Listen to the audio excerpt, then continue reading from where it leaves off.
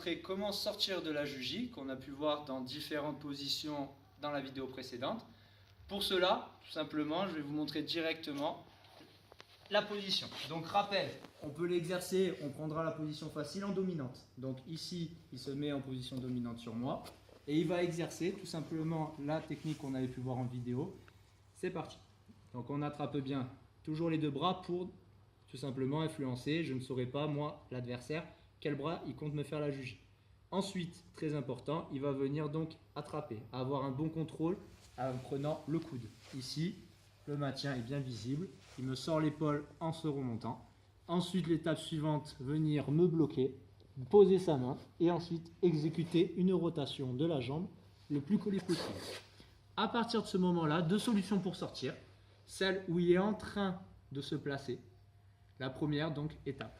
Si ici, je vois que mon adversaire n'est pas encore placé et pas encore allongé, je vais pouvoir venir ponter et exécuter une sortie par le côté. Ici, tout simplement, vous voyez, j'ai mon épaule qui sort. Donc, il n'est pas encore verrouillé. J'ai mon épaule. Vous voyez ici, normalement, on doit vite serrer les jambes.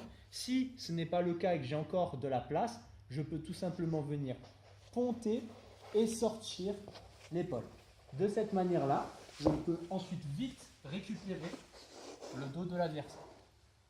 Deuxième solution, si je me retrouve dans une situation où il a bien verrouillé, vous voyez ici, il m'a bien serré, ça va être très compliqué. Première chose à faire, ça va être de venir ponter à l'opposé. Donc je suis ici et je viens tourner de son côté. De cette manière-là, ici, mon bras est plié, il ne pourra pas exécuter la jugie et je peux sortir. Ensuite, c'est très important, il faut toujours au niveau du pontage pousser le plus possible, que ça soit dans un sens ou dans l'autre, que ça soit vers l'extérieur ou vers l'intérieur, utiliser les talons.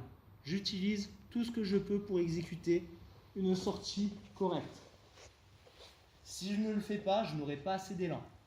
En vitesse réelle ici, sur la poussée, c'est très actif, c'est très dynamique. Je suis ici, vous voyez là il a verrouillé, hop, je pousse, je tourne. Voilà. Donc c'est très important de bien comprendre cette notion au niveau de la sortie, car sinon, dès que le verrouillage se fait, c'est très compliqué d'en sortir.